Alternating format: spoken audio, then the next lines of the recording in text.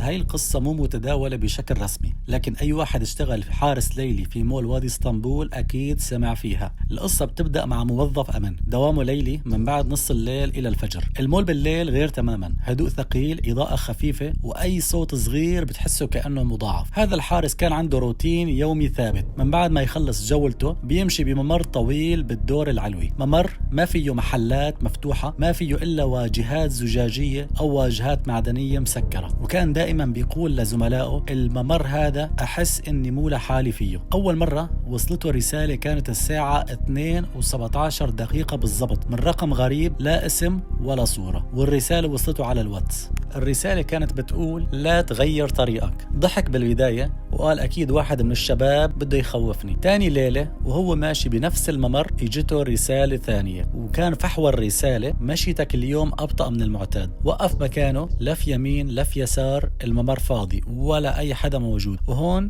بلش يشعر بالقلق. ثالث ليلة قرر يغير طريقه. قبل لا يوصل لنهاية الممر طفت الأنوار فجأة واشتغل ضوء الطوارئ وجواله اهتز، والرسالة كانت ليش خالفت. وفجأة شاف انعكاس خيال على واجهة واحد من المحلات اللي كان واقف قدامه. طبعا المحل مسكر لكن الزجاج عكس خيال، ظل شخص واقف وراه مباشرة، قريب منه مباشرة، يعني خلينا نقول من النقطة صفر، يعني لو حط ايده على كتفه فيه يلمسه. ما شاف ملامح بس حس بالإحساس، كان الشعور كافي يخليه يركض مثل المجنون بالمول. طبعا هرب وركض لغرفة الأمن، وكان طبعا في حراس تانيين، لكن خاف أو خجل يتكلم وما حكى ولا أي كلمة. ومن بعدها صارت الرسائل والتسجيلات الصوتية تجي بشكل يومي. هلا التسجيلات الصوتية ما كان فيها صوت حدا عم يحكي، كان الصوت عبارة عن خطوات أو صوت تنفس، وأحيانا صوت شخص بيناديه باسمه. يعني شو اسم الموظف؟ فلنفترض محمد، شخص عم يقول محمد بس،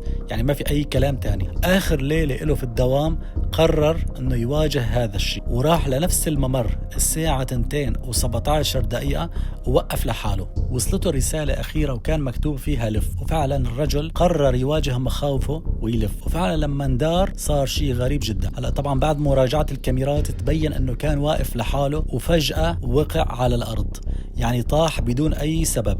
الإسعاف وصل وأخذوه، والتقرير كان هبوط حاد في القلب. لكن الغريب أنه جواله كان مفتوح، وآخر رسالة انبعتت له من بعد سقوطه بدقيقة واحدة، ومن جواله هي الدور الجاي مو بعيد. بعد هاي الحادثة أكثر من موظف أمن طلب أنه ينتقل، وبعضهم استقال بدون سبب واضح. والممر صار ينقفل بالليل أحيانا، مو بقرار رسمي، لكن كل حراس الأمن اتفقوا على هذا الموضوع.